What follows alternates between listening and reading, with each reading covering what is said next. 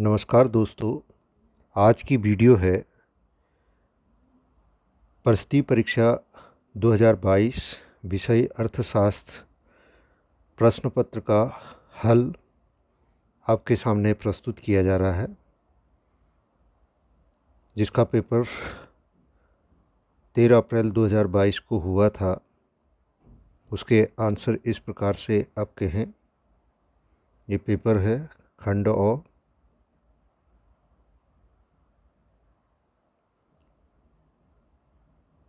ये 16 प्रश्न खंड अ से व्यष्टि अर्थशास्त्र से और 17 से 32 तक खंड ब यानी समष्टि अर्थशास्त्र के प्रश्न हैं। इसमें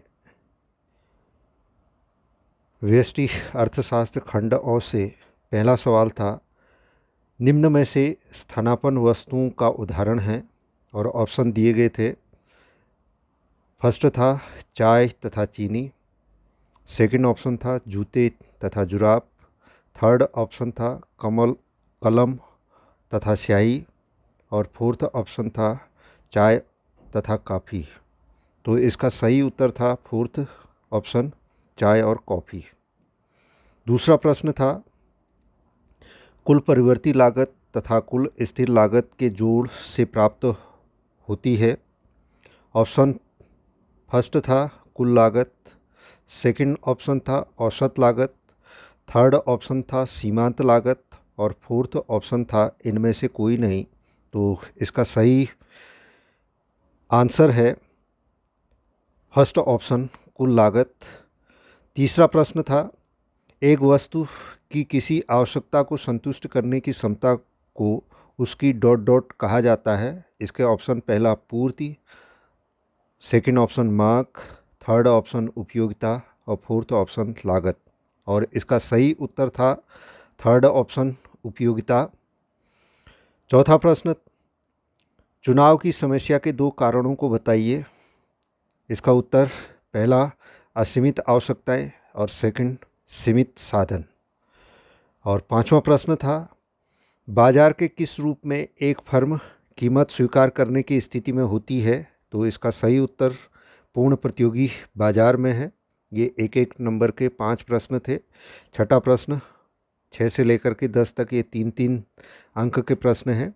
उसमें छठा प्रश्न था, सीमांत उपयोगिता क्या है, ह्रासमान सीमांत उपयोगिता का नियम बताइए। सीमांत उपयोगिता, किसी वस्तु की एक अतिरिक्त इकाई के प्रयोग से जो अतिरिक्त उपयोगिता मिलती है उसे सीमांत उपयोगिता कहते हैं। अर्थात एक अतिरिक्त इकाई के उपयोग से कुल उपयोगिता में जो वृद्धि होती है उसे सीमांत उपयोगिता या एमयू कहते हैं। और ह्रासमान सीमांत उपयोगिता, इस नियम के अनुसार जब किसी वस्तु की मानक इकाइयों का लगातार उपभोग किया जाता है तब प्रत्येक अतिरिक्त इकाई से मिलने वाली सीमांत उपयोगिता घटती जाती है। और इसको तालिका और रेखाचित्र के द्वारा ये प्रदर्शित किया गया है। वस्तु की इकाइयाँ, कोई एक्स वस्तु है, उसकी इकाइयाँ 1, 2, 3, 4, 5, 6 और 7 हैं। और सीमांत उपयोगिता पहली वस्तु की इकाई के उपभोग से 40, दूसरी से 30, 20 और 10 ये धनात्मक सीमांत उपयोगिता कहलाती है।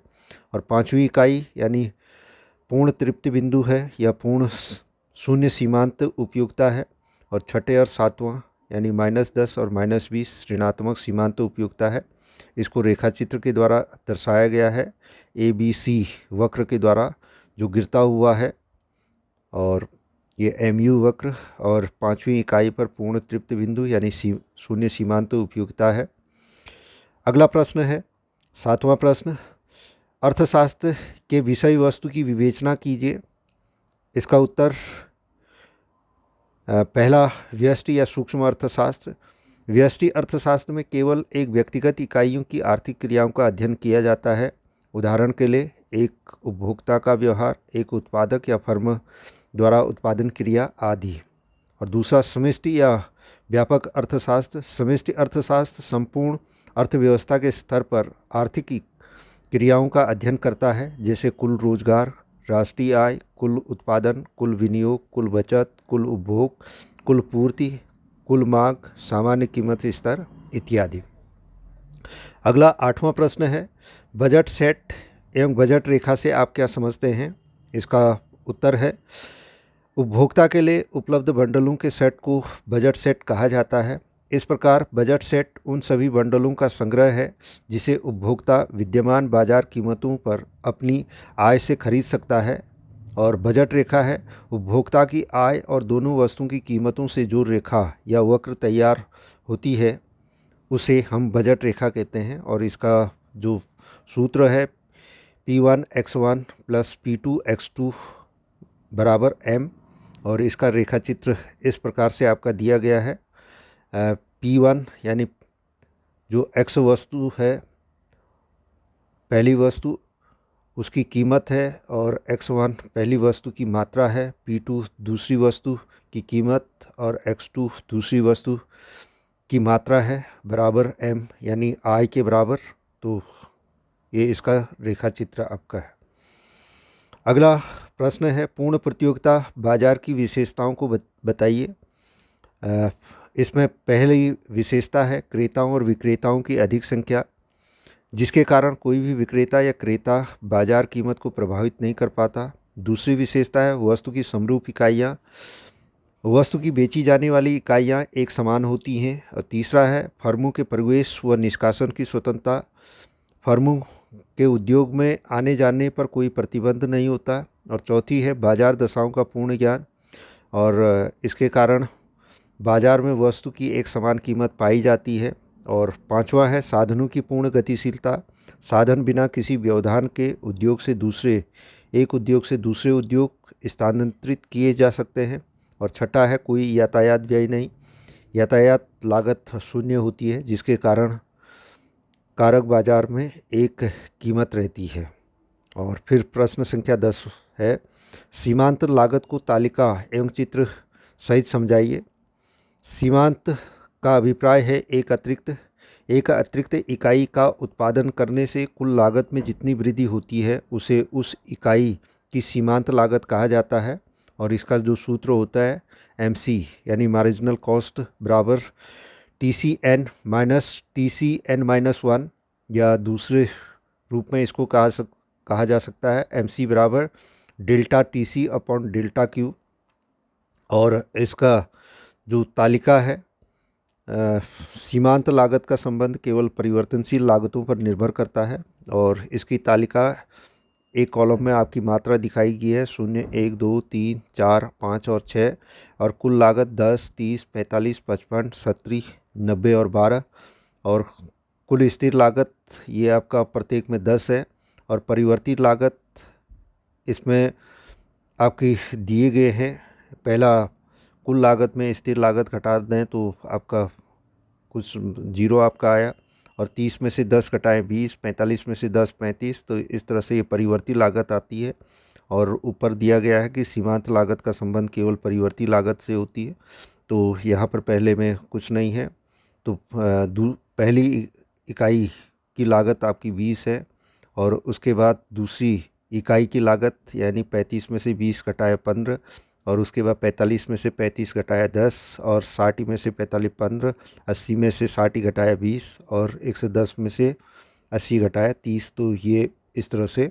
और इसका जो वक्र होता है U आकार का होता है, जो यहाँ पर सामने रेखा चित्र में दर्शाया गया है। फिर अगला 11वां प्रश्न है, सीमांत आगम और औसत आगम के बीच संबंधों की व्याख्या कीजिएगा। सीमांत आगम उत्पादक या फर्म को वस्तु की एक अतिरिक्त इकाई की बिक्री से जो अतिरिक्त आगम प्राप्त होता है उसे सीमांत आगम कहते हैं। सीमांत आगम कुल आगम में परिवर्तन को बताता है। तो इसका जो सूत्र है MR बराबर TRN माइनस TRN-1, या इसको delta TR upon delta Q भी इसका सूत्र है। और औसत आगम उत्पादन की प्रति इकाई बिक्री से प्राप्त होने वाला आगम। इस प्रकार कुल आगम को बिक्री की गई इकाइयों की संख्या से भाग देने पर औसत आगम प्राप्त होता है। तो AR यानी एवरेज रेवेन्यू बराबर आपका TR अपॉन Q। अगला आपका पूर्ण प्रतियोगिता में औसत आगम और सीमांत आगम AR और MR परस्पर बराबर होते हैं तथा यह रेखा एक्स अक्ष के समांतर एक पड़ी हुई रेखा होती है जिसको तालिका द्वारा दर्शाया गया है। बिक्री की इकाइयां हैं 1 से लेकर के 5 तक। कुल आगम आपका 20, 40, 60, 80 और 100 दर्शाया गया है। औसत आगम आपका 20 ही है और सीमांत आगम भी 20 है। तो इस प्रकार से इसका जो वक्र होगा AR और MR का वो एक्स अक्ष के समांतर होगा, एक पड़ी रेखा जो सामने आपकी दर्शाई गई है। और इसमें दूसरा एकाधिकारी प्रतियोगी बाजार में AR तथा MR दोनों बाएं से दाएं नीचे गिरता है, लेकिन AR MR से अधिक होता है। ये सामने दोनों बाजारों का दर्शाया गया है। लेकिन एकाधिकारी प्रतियोगिता में AR और MR एकाधिकारी के AR और MR से अधिक चपटा होता है, ये दर्शाया गया है। ये एकाधिकारी बाजार के AR और MR हैं और ये एकाधिकारी प्रतियोगी बाजार के AR और MR हैं। और अगला प्रश्न 12वां प्रश्न है, मार्क के नियम की व्याख्या कीजिए। इसका उत्तर है, मार्क का नियम वस्तु की कीमत और उस कीमत पर मांगी जाने वाली मात्रा के गुणात्मक संबंध को बताता है। उपभोक्ता अपनी मनोवैज्ञानिक प्रवृत्ति के अनुसार अपने व्यावहारिक जीवन में ऊंची कीमत पर वस्तु की कम मात्रा खरीदता है और कम कीमत पर वस्तु की अधिक मात्रा। उपभोक्ता की इसी मनोवैज्ञानिक उपभोग प्रवृत्ति पर मार्क का नियम आधारित है। मार्क का नियम यह बताता है कि अन्य बातों के समान रहने पर वस्तु की कीमत एवं वस्तु की मात्रा में विपरीत संबंध पाया जाता है। दूसरे शब्दों में, अन्य बातों के समान रहने की दशा में किसी वस्तु की कीमत में वृद्धि होने पर उसकी मांग में कमी हो जाती है तथा इसके विपरीत कीमत में कमी होने पर वस्तु की मांग में वृद्धि हो जाती है। स्थिर दशाओं में वस्तु की कीमत और वस्तु की मांग में एक विपरीत संबंध पाया जाता है। इसको P1/Q ये दर्शाया गया है। P वस्तु की कीमत है और Q वस्तु की मांगी जाने वाली मात्रा है। यह नियम केवल कीमत और मांग में परिवर्तन की दिशा को बताता है, परिवर्तन की मात्रा को नहीं। अतः यह एक गुणात्मक कथन है, मात्रात्मक नहीं है। 13वां प्रश्न है, उत्पादन फलन से आप क्या समझते हैं? अल्पकालीन एवं दीर्घकालीन उत्पादन फलन में अंतर कीजिए। उत्पादन फलन भौतिक आगतों तथा भौतिक उत्पादन के बीच कार्यात्मक संबंध का अध्ययन करता है। इसमें केवल भौतिक आगतों तथा उत्पादन को ध्यान में रखा जाता है, उनके बाजार मूल्य को नहीं। और उत्पादन फलन QX बराबर FABCD और QX वस्तु X का उत्पादन है और ABCD उत्पत्ति के विभिन्न साधन हैं। और उत्पादन फलन 2 प्रकार का होता है। पहला आपका अल्पकालीन उत्पादन फलन या साधन के प्रतिफल।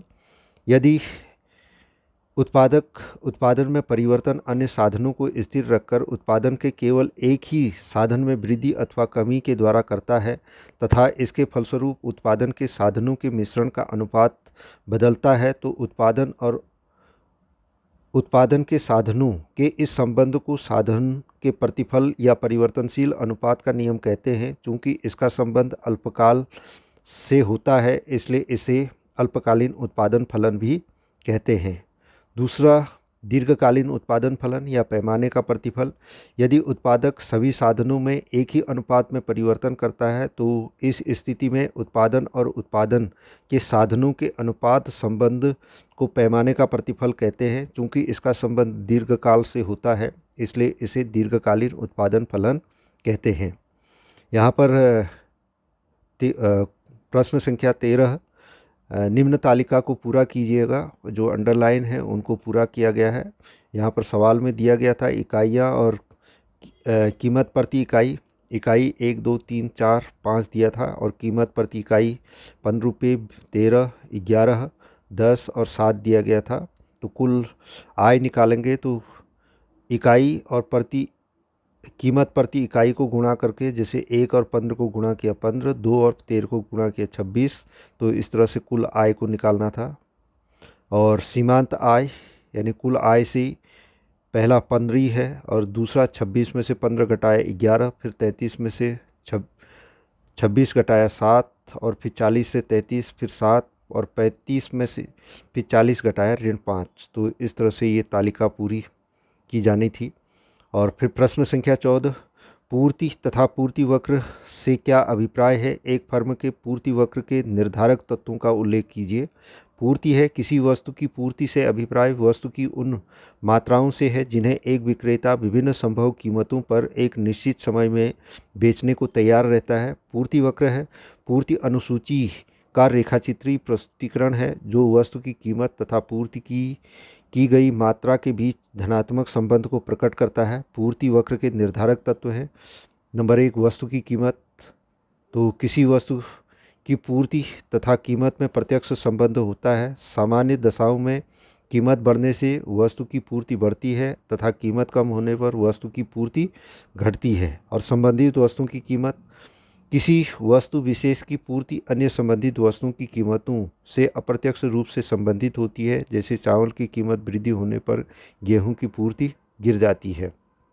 और तीसरा है उत्पादन साधनों की कीमत। उत्पत्ति के साधनों की कीमत बढ़ने पर उत्पादन लागत में भी वृद्धि हो जाती है जिसके कारण उत्पादकों का लाभ घटता है और वे उत्पादन कम कर देते हैं। इसके विपरीत उत्पत्ति साधनों की कीमत कमी उत्पादन लागत कमी करके पूर्ति में वृद्धि करती हैं। चौथा है तकनीकी स्तर। तकनीकी स्तर में परिवर्तन से नवीन एवं कम लागत वाली उत्पादन तकनीकी का आविष्कार होता है जिससे उत्पादन लागत में कमी तथा वस्तु की पूर्ति में वृद्धि होती है। पांचवा है फर्म की संख्या। किसी वस्तु की बाजार पूर्ति फर्मों की संख्या पर भी निर्भर करती है। फर्मों की संख्या अधिक होने पर पूर्ति अधिक होती है। इसके विपरीत फर्मों की संख्या कम होने पर पूर्ति कम हो जाती है। और छठा है फर्म का उद्देश्य। यदि फर्म का उद्देश्य लाभ अधिकतम करना है तो केवल अधिक कीमत पर ही अधिक पूर्ति की जाएगी। इसके विपरीत यदि फर्म का उद्देश्य बिक्री या उत्पादन या रोजगार की अधिकतम करना है तो वर्तमान कीमत पर भी अधिक पूर्ति की जाएगी। और सातवां है भविष्य में संभावित कीमत।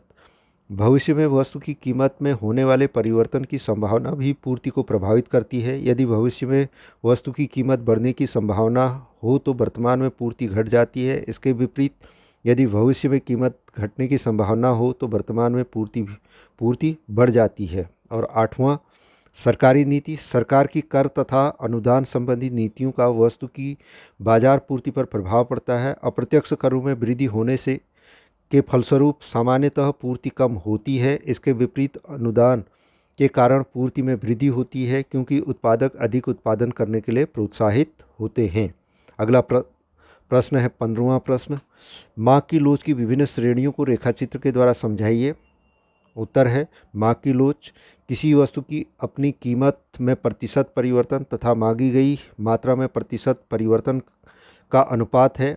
और मार्क की लोच की 5 श्रेणियां होती हैं। पहला आपका पूर्णतया लोचदार मार्क। पूर्णतया लोचदार मार्क उसे कहते हैं जिसमें कीमत में थोड़ा सा परिवर्तन होने पर मार्क में अनंत परिवर्तन हो जाता है। ऐसा मार्क वक्र एक्स अक्ष के समांतर होता है। इसका तालिका और रेखाचित्र यहाँ पर दिया गया है। वस्तु की कीमत में कोई परिवर्तन नहीं हुआ, 10 रुपये 10 रुपये है, लेकिन वस्तु की मांग आपकी 100 से 120 इकाइयाँ होगी। तो इसका जो रेखाचित्र आपका एक्स अक्ष के समांतर है, ये सामने दर्शाया गया है।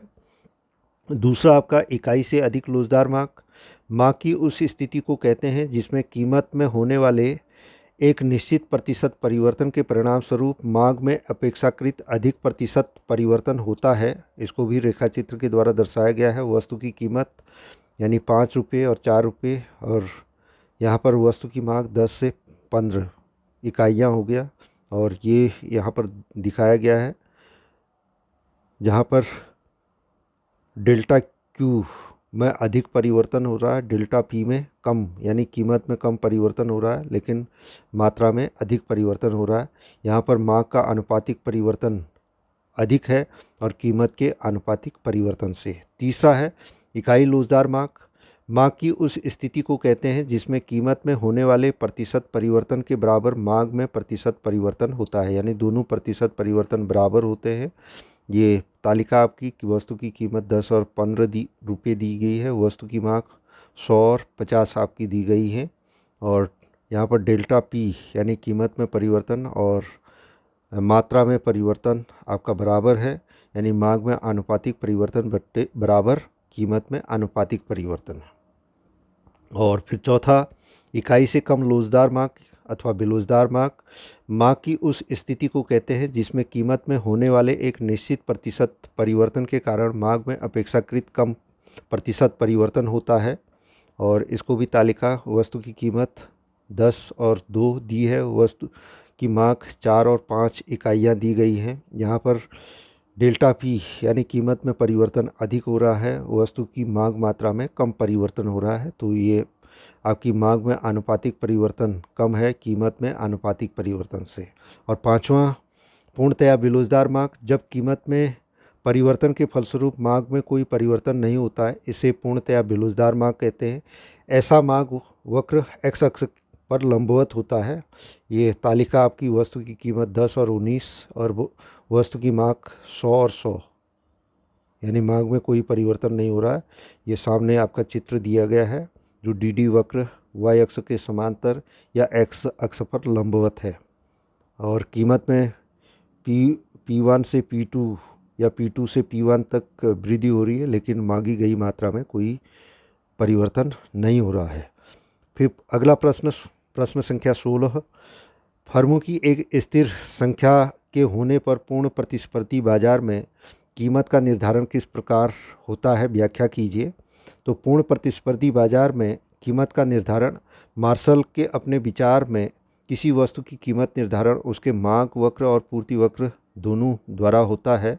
उसके अनुसार जैसे कैंची के दोनों फलकें ही कागज़ को काटने के लिए आवश्यक है, उसी प्रकार वस्तु की कीमत निर्धारण के लिए मांग वक्र एवं पूर्ति वक्र दोनों आवश्यक हैं। मांग वक्र उपभोक्ता से संबंधित होता है, जो बाएं से दाएं नीचे गिरता हुआ होता है, क्योंकि उपभोक्ता के लिए किसी वस्तु की मांग तथा उस वस्तु की कीमत में विपरीत संबंध होता है, अर्थात कम कीमत पर अधिक मांग और अधिक कीमत पर कम मांग। पूर्ति वक्र उत्पादक से संबंधित होता है, जो बाएं से दाईं ओर ऊपर चढ़ता हुआ होता है, जिसका अर्थ है कि वस्तु की पूर्ति तथा कीमत में सीधा संबंध होता है, ऊंची कीमत पर अधिक पूर्ति और कम कीमत पर कम पूर्ति।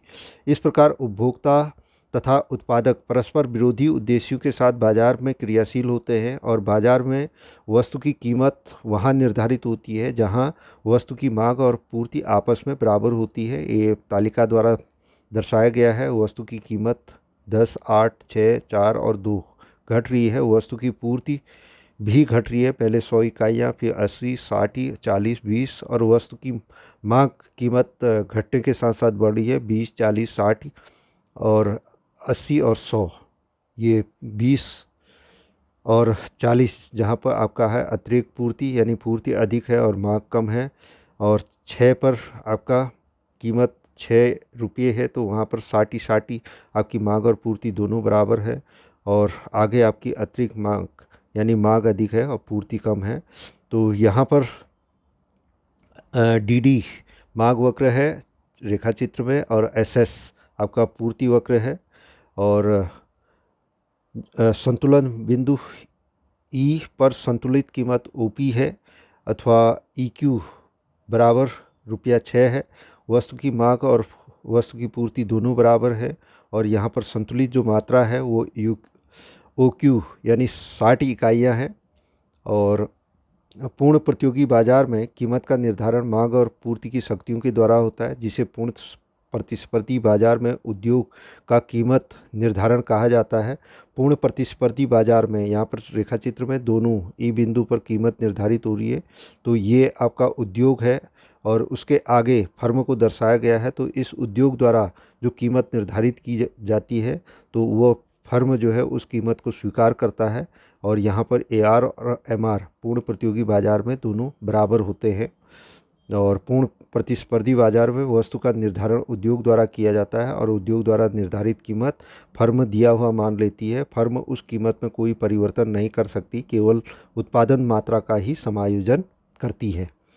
अगला प्रश्न 16वें जो अथवा वाला है, जब मांग तथा पूर्ति वक्रों में एक साथ शिफ्ट होता है तब संतुलन कीमत तथा मात्रा किस प्रकार प्रभावित होती है।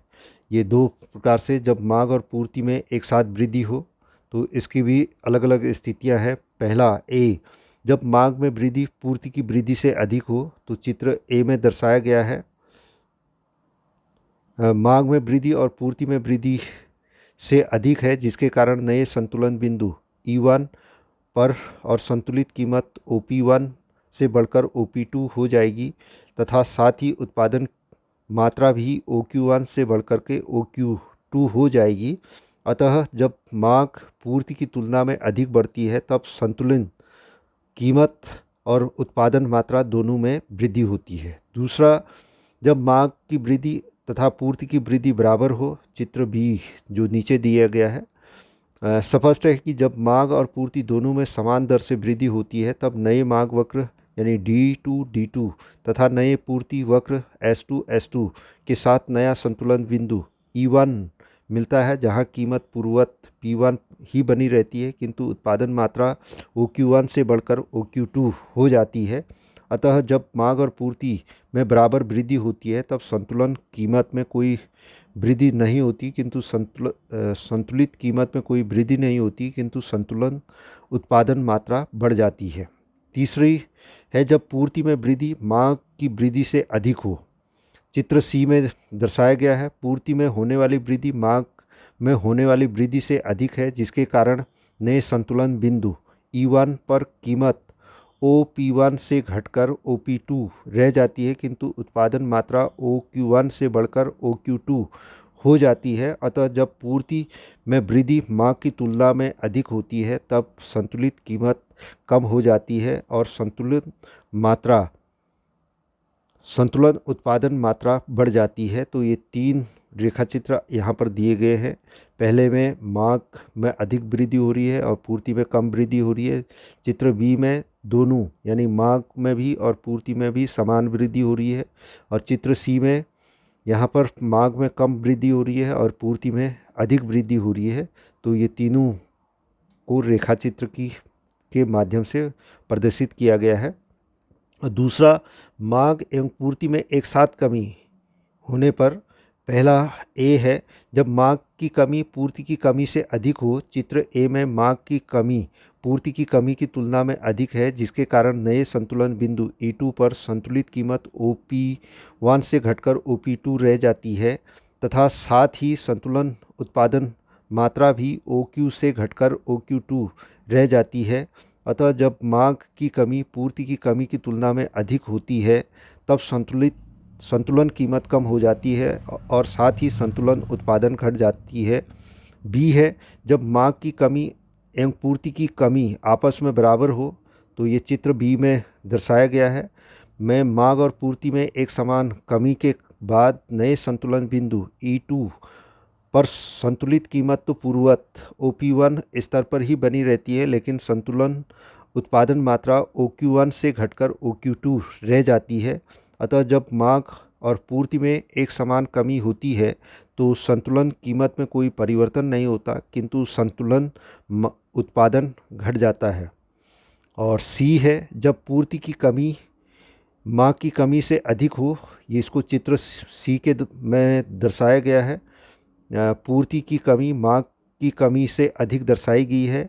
बदली दशाओं में नया संतुलन बिंदु E2 है, जहां संतुलन कीमत OP1 से बढ़कर OP2 हो जाती है किंतु नई संतुलन उत्पादन मात्रा OQ1 से घटकर OQ2 हो जाती है।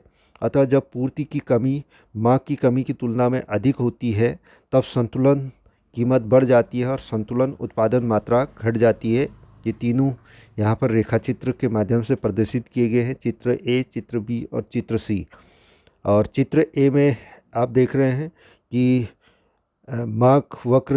मांग में अधिक कमी हो रही है पूर्ति की तुलना में और चित्र बी में यहाँ पर दोनों में समान कमी हो रही है, यानी मांग में भी और पूर्ति में भी। और चित्र सी में पूर्ति में अधिक कमी हो रही है और मांग की तुलना में। तो ये तीनों रेखाचित्र यहाँ पर दर्शाए गए हैं। अगला खंड ब है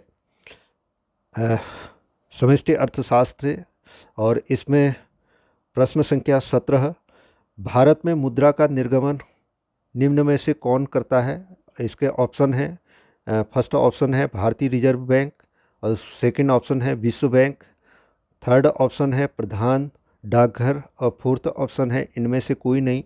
तो इसका सही उत्तर है पहला ऑप्शन भारतीय रिजर्व बैंक आरबीआई।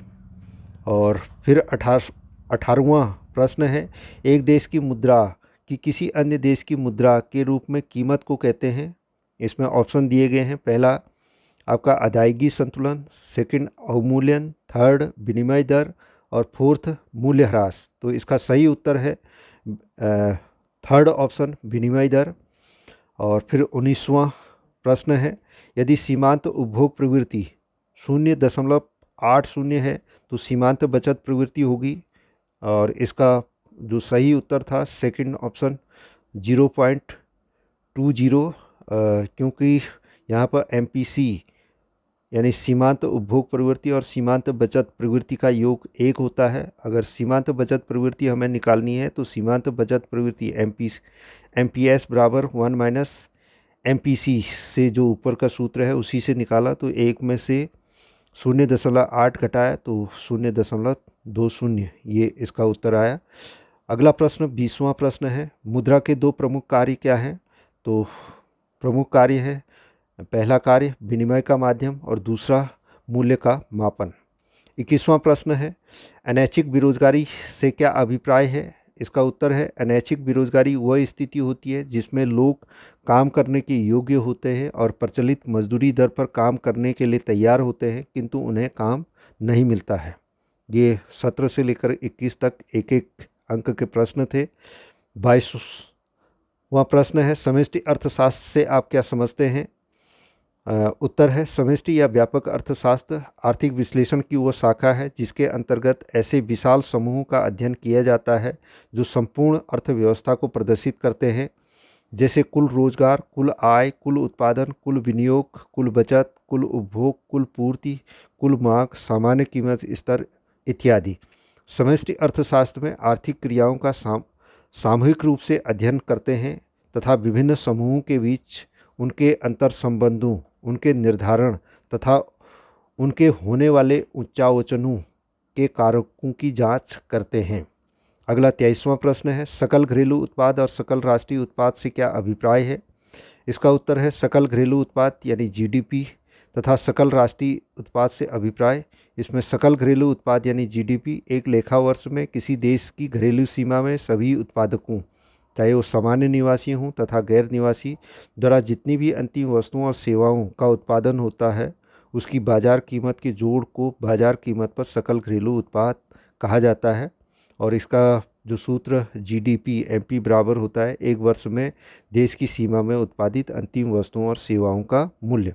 और सकल राष्ट्रीय उत्पाद यानी जीएनपी एक देश की घरेलू सीमा में सामान्य निवासियों द्वारा एक लेखा वर्ष में उत्पादित अंतिम वस्तुओं तथा सेवाओं के बाजार मूल्य एवं विदेशों से प्राप्त शुद्ध साधन आय का जोड़ है। और जीएनपी का जो सूत्र होता है जीडीपी धन विदेशों से प्राप्त शुद्ध साधन आय। अगला प्रश्न है 24वां प्रश्न, स्टॉक और प्रवाह में भेद स्पष्ट कीजिए। तो स्टॉक का अर्थ किसी एक विशेष समय बिंदु पर मापी जाने वाली आर्थिक चर की मात्रा है और प्रवाह का अर्थ एक आर्थिक चर की वह मात्रा है जिसे किसी समय अवधि के दौरान मापा जाता है। स्टॉक का कोई समय परिमाप नहीं होता है और प्रवाह का समय परिमाप होता है, जैसे प्रति घंटा, प्रतिदिन, प्रति मास और प्रति वर्ष। और स्टॉक एक स्थैतिक अवधारणा है और प्रवाह एक गत्यात्मक अवधारणा है। और स्टॉक के उदाहरण हैं मुद्रा का परिमाण, धन, गोदाम में रखे गेहूँ, टंकी में रखा पानी और 500 रुपये का नोट। और प्रवाह का उदाहरण है उपभोग, निवेश, आय, नदी में जल, मौद्रिक व्यय। अगला प्रश्न 25वां प्रश्न है, स्थिर विनिमय दर तथा तृतीय विनिमय दर से क्या अभिप्राय है? इसका उत्तर है स्थिर विनिमय दर वह दर है जिसका निर्धारण सरकार के द्वारा किया जाता है। स्थिर विनिमय दर में सामान्यतः कोई परिवर्तन नहीं होता या परिवर्तन केवल एक निश्चित सीमा तक ही हो सकता है। और तृतीय विनिमय दर यानी लोचपूर्ण विनिमय दर वह दर है जिसका निर्धारण बाजार शक्तियों यानी विदेशी मुद्रा की मांग व पूर्ति के आधार पर होता है। विनिमय दर में परिवर्तन विदेशी विनिमय की बाजार मांग व पूर्ति में परिवर्तन के अनुसार आ सकते हैं।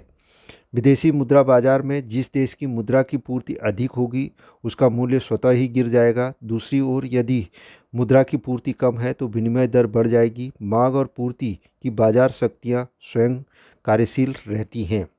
अगला 26वां प्रश्न है, भुगतान संतुलन के चालू खाते के घटक बताइए। तो भुगतान संतुलन के चालू खाते के घटक हैं, पहला आपका दृश्य वस्तुओं का निर्यात व आयात। दृश्य वस्तुओं का आयात व निर्यात चालू खाते की सबसे बड़ी मद है। निर्यातों को लेनदारी पक्ष तथा आयातों को देनदारी पक्ष में रखा जाता है। दूसरा घटक है अदृश्य मतें और इसमें सेवाएं आपकी आती हैं। यात्रियों का खर्च, व्यापारिक उपक्रमों की सेवाएं जैसे यातायात, बीमा, और तीसरा विशेषज्ञों की सेवाएं, चौथा निवेश आय, पांचवा सरकारी लेन देन जिसमें ऋण आपके आए या आर्थिक सहायता इसमें आई, तीसरा एक पक्षीय अंतरण, विदेशों से प्राप्त दान व उपहार आदि लेनदारी पक्ष या अन्य देशों को दिए गए इस प्रकार के दान और उपहार देनदारी पक्ष में रखे जाते हैं। तो ये तीन चालू खाते के घटक हैं, दृश्य वस्तुएं, अदृश्य वस्तुएं, एक पक्षीय अंतरण। अगला 27वां प्रश्न है, पूर्ण रोजगार की अवधारणा को समझाइए। इसका उत्तर है, समष्टि अर्थशास्त्र में पूर्ण रोजगार साम्य की वह स्थिति है जिसमें वस्तुओं और सेवाओं की कुल मांग उनकी पूर्ति के बराबर होती है। इस स्थिति में किसी दिए हुए वास्तविक मजदूरी स्तर पर श्रम की मांग श्रम की पूर्ति के बराबर होती है और सभी कार्य करने योग्य एवं इच्छुक व्यक्तियों को प्रचलित मजदूरी दर पर रोजगार मिल जाता है। अर्थात पूर्ण रोजगार वह दशा है जिसमें प्रचलित मजदूरी पर कार्य करने योग्य एवं इच्छुक व्यक्ति कार्य कर प्राप्त कर लेते हैं। पूर्ण रोजगार शून्य बेरोजगारी की स्थिति नहीं है। पूर्ण रोजगार का अभिप्राय यह नहीं है कि अर्थव्यवस्था में कोई व्यक्ति बेरोजगार नहीं है। पूर्ण रोजगार की स्थिति में रोजगार अवसरों तथा उन्हें करने के लिए योग्य एवं इच्छुक व्यक्तियों में संतुलन होता है, किंतु इस संतुलन में अर्थव्यवस्था में कुछ बेरोजगारी उपस्थित हो सकती है जिसे प्राकृतिक बेरोजगारी का नाम दिया जाता है। अगला 28वां प्रश्न है, प्रत्यक्ष कर तथा अप्रत्यक्ष कर दो उदाहरणों सहित स्पष्ट कीजिए। पहला आपका प्रत्यक्ष कर। प्रत्यक्ष कर वह कर है जो जिस व्यक्ति पर लगाया जाता है वह व्यक्ति ही उसका भार उठाता है। इस कर को टाला नहीं जा सकता, न ही इसका भार आंशिक या पूर्ण रूप में किसी अन्य व्यक्ति पर हस्तांतरित किया जा सकता है। दूसरे शब्दों में, जब किसी कर का कराघात तथा करापात एक ही व्यक्ति पर पड़ता है तब यह कर प्रत्यक्ष कर कहलाता है। उदाहरण के लिए आयकर, निगम कर, संपत्ति कर, व्यय कर, संपदा शुल्क आदि। और अप्रत्यक्ष कर जो कर किसी एक व्यक्ति पर लगाए जाएं परंतु उनका भुगतान पूर्ण अथवा आंशिक रूप से दूसरे व्यक्ति करें, वे अप्रत्यक्ष या परोक्ष कर कहलाते हैं। अप्रत्यक्ष कर का भुगतान करने का दायित्व तथा कर का मौद्रिक भार भिन्न भिन्न व्यक्तियों पर पड़ता है। उदाहरण के लिए उत्पाद कर, सीमा शुल्क, वस्तु एवं सेवा कर, बिक्री कर आदि। और अगला प्रश्न 29वां प्रश्न है, सरकारी बजट के मुख्य उद्देश्यों का उल्लेख कीजिए। पहला है आर्थिक विकास को प्रोत्साहन। आर्थिक विकास को प्रोत्साहन देने के लिए सरकार कर में रियायत व उत्पादन क्रियाओं को प्रोत्साहित करती है। दूसरा आधारभूत संरचना, सड़क, पुल, नहरें, बिजली का निर्माण। और तीसरा सरकारी उपक्रमों की स्थापना कर सकती है। और दूसरा उद्देश्य है संतुलित क्षेत्रीय विकास यानी पिछड़े हुए क्षेत्रों के विकास को प्रोत्साहित कर सकती है। तीसरा उद्देश्य है आय एवं संपत्ति का पुनर्वितरण, अर्थव्यवस्था में आर्थिक विषमता में कमी करने में बजट महत्वपूर्ण भूमिका निभाता है। और चौथा उद्देश्य है आर्थिक स्थिरता, अर्थव्यवस्था में तेजी और मंदी के चक्रों को नियंत्रित कर अर्थव्यवस्था में स्थिरता प्राप्त करना भी बजट का उद्देश्य होता है। और पांचवा है रोजगार सृजन, सरकार बजट से सार्वजनिक उपक्रमों और विशिष्ट रोजगार कार्यक्रमों को लागू कर रोजगार सृजन करती है। और छठा है सार्वजनिक उपक्रमों का प्रबंध, सार्वजनिक उपक्रमों के माध्यम से सरकार सामाजिक कल्याण का प्रयास बजट के माध्यम से करती है। अगला प्रश्न 29वां यानी ये 29वां का ही अथवा है संतुलित बजट एवं घाटे का बजट में अंतर स्पष्ट कीजिए। तो संतुलित बजट में सरकार की आय व व्यय की मदें बराबर होती हैं और घाटे के बजट में सरकार के व्यय अधिक और आय कम होती है। संतुलित बजट का आर्थिक क्रियाओं पर कोई प्रभाव नहीं पड़ता और घाटे के बजट से आर्थिक क्रियाएं प्रभावित होती हैं। यह मंदी काल के लिए आवश्यक है। संतुलित बजट विकासशील देशों के लिए उपयुक्त नहीं होती है और घाटे का बजट विकासशील देशों के लिए उपयुक्त है।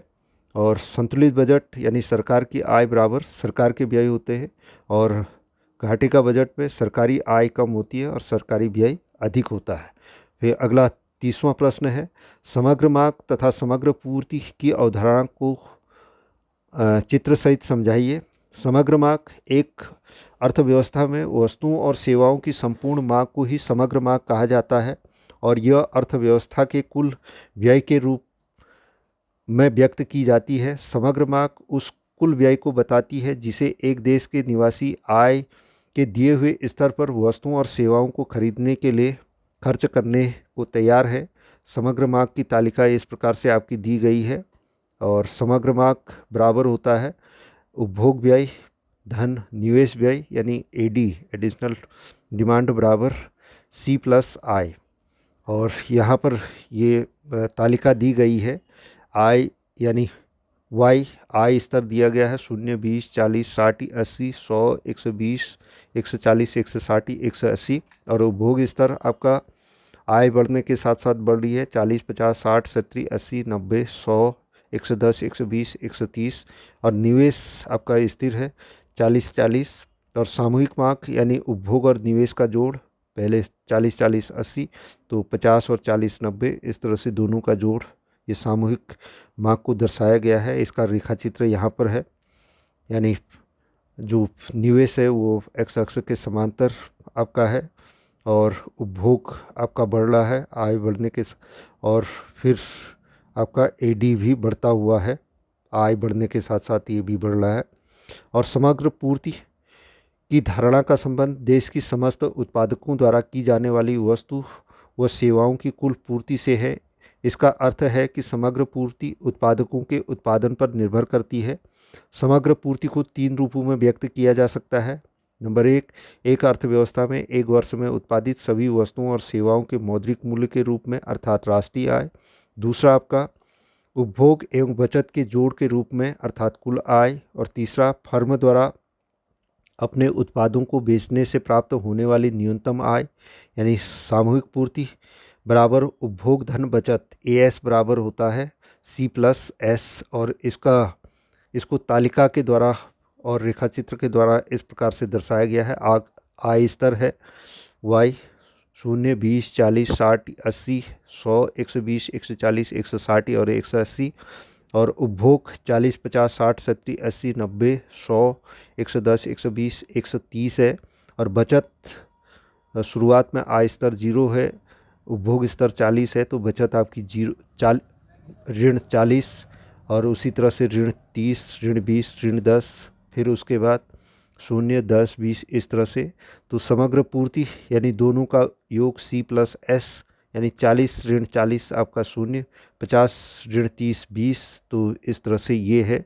और ये आय स्तर आपका एक्स अक्ष में और वाई में आपका एएस यानी समग्र पूर्ति को दर्शाया गया है। तो ये 45 अंश का कोण बनाते हुए जो आपका पूर्ति वक्र को दर्शाया गया है। और किन्स के अनुसार एक अर्थव्यवस्था में आय रोजगार एवं उत्पादन का निर्धारण उस बिंदु पर होता है जहां समग्र मांग यानी एडी तथा समग्र पूर्ति एएस आपस में बराबर होते हैं। जिस बिंदु पर एडी व एएस आपस में बराबर होते हैं उसे प्रभावपूर्ण मांग कहा जाता है। तो इसको रेखाचित्र के द्वारा प्रदर्शित किया गया है। एडी आपका समग्र मांग वक्र है, एएस समग्र पूर्ति वक्र है। दोनों ई बिंदु पर आपका एक दूसरे को स्पर्श कर रहे हैं तो ये ई बिंदु प्रभावपूर्ण मांग आपका है। और अगला प्रश्न आपका 31वां प्रश्न है, व्यावसायिक बैंकों के कार्यों का वर्णन कीजिए। तो व्यावसायिक बैंक पहला जो कार्य है मुख्य कार्य उसमें फर्स्ट आपका ए है जमाएं स्वीकार करना, और जमाएं भी 4 खाते आपके होते हैं। चालू खाता जो व्यापारियों और व्यवसायों के लिए उपयोगी है। दूसरा आपका बचत खाता वेतनभोगी गृहस्थ की छोटी छोटी बचतों के लिए उपयोगी है। थर्ड सावधि जमा निश्चित अवधि और निश्चित राशि जमा के लिए है। और आवर्ती जमा निश्चित अवधि और निश्चित राशि प्रति माह जमा इसमें की जाती है। तो 4 खातों में जमाएं स्वीकार करती है। और बी है आपका ऋण देना। ऋण में पहला नकद साख है। ऋण एक ही समय पर नहीं दिया जाता तथा निकाली गई रकम पर ही ब्याज देना पड़ता है। दूसरा आपका अधिविकर्ष है। अपनी जमा धनराशि के ऊपर भी एक निश्चित सीमा तक रकम निकालने की अनुमति दी जाती है। ये चालू खाते के लिए है। और थर्ड है ऋण या अग्रिम, यानी समूची स्वीकृति ऋण पर ब्याज देना होता है। और चौथा आपका विनिमय पत्रों की कटौती करना, यानी बैंक बिलों में कुछ कटौती करके बाकी राशि का भुगतान बिल धारक कर देता है। और पांचवा आपकी सरकारी प्रतिभूतियों में निवेश। बैंक सरकारी प्रतिभूतियां खरीदकर उसमें निवेश करता है। और फिर अगला आपका सी साख निर्माण। व्यापारिक बैंक जनता से प्राथमिक जमाएं प्राप्त करके साख का निर्माण करते हैं। और फिर सेकंड आपका गौण कार्य है। गौण कार्यों में ए है आपका एजेंट के रूप में कार्य। एजेंट के रूप में कार्य पहला आपका विभिन्न मदों का एकत्रीकरण एवं भुगतान। सेकंड आपका प्रतिभूतियों की खरीद एवं बिक्री। थर्ड आपका धन का प्रेषण। फोर्थ आपका ट्रस्टी एवं प्रबंधक।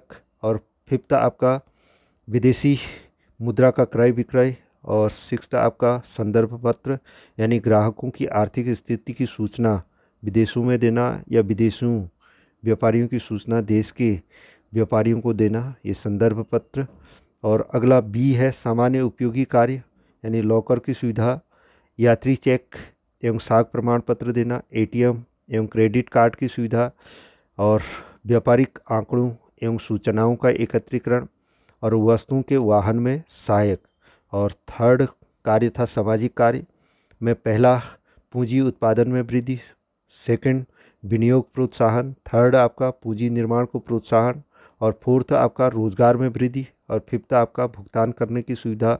और सिक्स्थ आपका मुद्रा प्रणाली में लोच। और सेवन्थ आपका विदेशी व्यापार को प्रोत्साहन। और एट्थ आपका उद्यमियों का विकास। उसके बाद 32वां और अंतिम प्रश्न है राष्ट्रीय आय की गणना विधियों को समझाइए। राष्ट्रीय आय की गणना की 3 विधियां हैं। पहला आपका उत्पाद अथवा मूल्य वृद्धि विधि। राष्ट्रीय आय की उत्पाद विधि द्वारा गणना करते समय एक वर्ष में उत्पादित वस्तुओं और सेवाओं के वार्षिक मूल्य की गणना करते हैं। इसमें केवल अंतिम वस्तुओं और सेवाओं के मूल्य को लेते हैं, मध्यवर्ती वस्तुओं के मूल्य को नहीं। मध्यवर्ती वस्तुओं के मूल्य को लेने से दोहरी गणना की समस्या उत्पन्न हो जाती है। कई बार यह पता नहीं चल पाता कि कौन सी अंतिम वस्तु है और कौन सी मध्यवर्ती वस्तु। ऐसी स्थिति में मूल्य वृद्धि विधि का प्रयोग करते हैं। और राष्ट्रीय आय की माप मूल्य वृद्धि के 3 कदम हैं। पहला कदम है उत्पादक उद्यमियों की पहचान एवं वर्गीकरण करता है, जैसे प्राथमिक क्षेत्र, द्वितीयक क्षेत्र और तृतीयक क्षेत्र, यानी प्राथमिक कृषि से, द्वितीयक उद्योग से, तृतीयक सेवा क्षेत्र से। और दूसरा कदम है शुद्ध उत्पाद मूल्य की गणना करना, यानी शुद्ध उत्पादन जो मूल्य है उसमें मध्यवर्ती उपभोग और स्थायी पूंजी का उपभोग और शुद्ध अप्रत्यक्ष कर ये घटा करके ज्ञात किया जाता है। और तीसरा कदम है विदेशों से शुद्ध साधन आय की गणना, यानी राष्ट्रीय आय बराबर होता है साधन लागत पर शुद्ध घरेलू उत्पाद धन विदेशों से प्राप्त शुद्ध साधन आय। तो इस प्रकार NNPFC जिसको नेशनल इनकम NI कहते हैं, ये NDPFC प्लस NFIA ये ऊपर आपका उसमें दिया गया है, हिंदी में दिया गया है। तो इस प्रकार से मूल्य वृद्धि विधि द्वारा राष्ट्रीय आय की गणना की जाती है। दूसरा आपका आय विधि। आय विधि के अंतर्गत उत्पादन के विभिन्न साधनों द्वारा उत्पादन में उनकी सेवाओं के प्रतिफल स्वरूप अर्जित किए जाने वाले भुगतान अर्थात साधनों की आय का योग किया जाता है। इस योगफल को घरेलू आय कहते हैं। यदि इस योग में विदेशों से अर्जित शुद्ध आय जोड़ दें तो राष्ट्रीय आय बन जाती है। आय विधि के अंतर्गत राष्ट्रीय आय के घटक हैं, इसमें कर्मचारियों के लिए क्षतिपूर्ति, और इसके अंतर्गत आती हैं नगद मजदूरी व वेतन, वस्तु के रूप में दी गई मजदूरी या वेतन, और तीसरा सामाजिक सुरक्षा के लिए नियोक्ता का अंशदान, और फोर्थ आपका सेवानिवृत्ति के बाद पेंशन।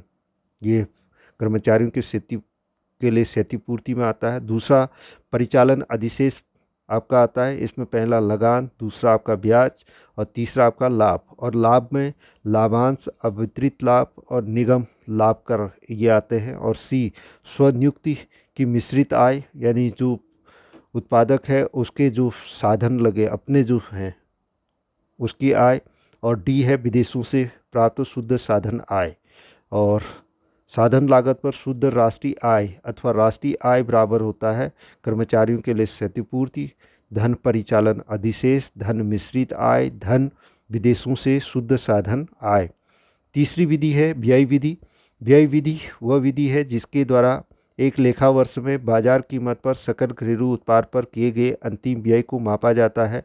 यह अंतिम व्यय बाजार कीमत पर सकल घरेलू उत्पाद के बराबर होता है। व्यय विधि के जो कदम है, पहला कदम है अंतिम व्यय करने वाले आर्थिक इकाइयों की पहचान।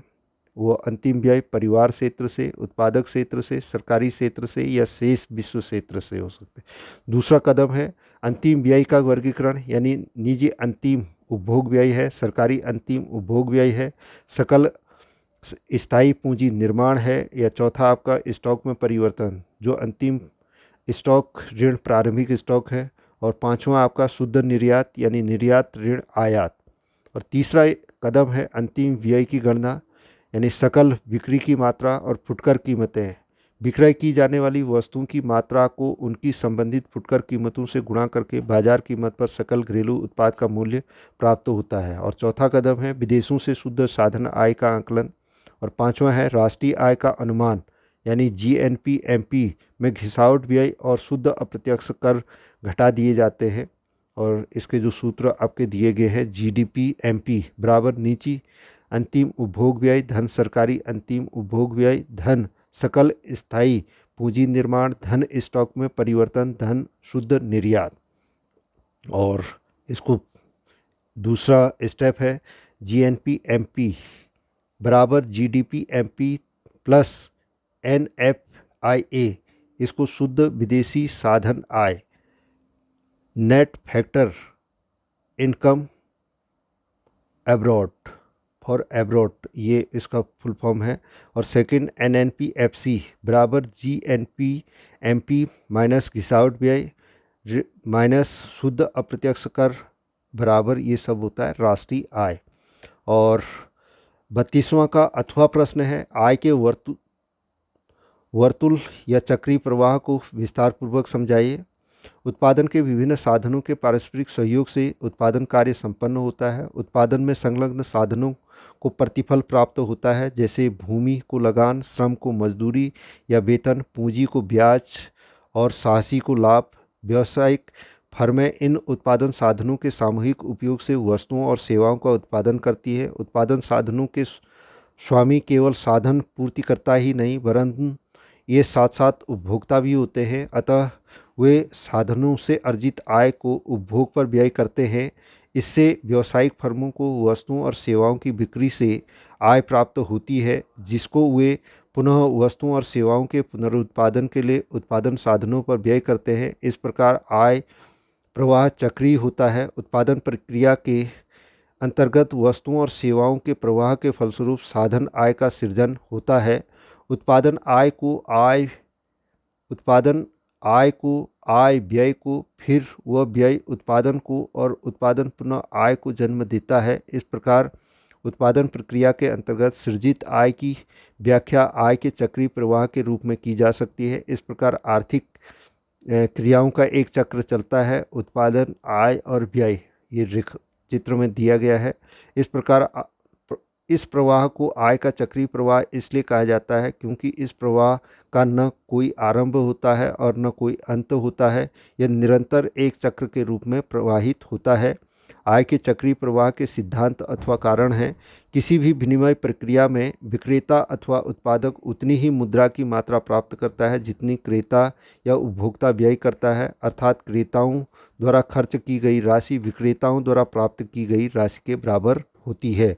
वस्तुओं तथा सेवाएं विक्रेताओं से क्रेताओं की ओर और एक दिशा में प्रवाहित होती हैं, जबकि इन वस्तुओं और सेवाओं के लिए मौद्रिक भुगतान विपरीत दिशाओं में अर्थात क्रेता से विक्रेता की ओर प्रवाहित होती हैं। और चक्रीय प्रवाह के प्रकार हैं। पहला आपका वास्तविक प्रवाह है।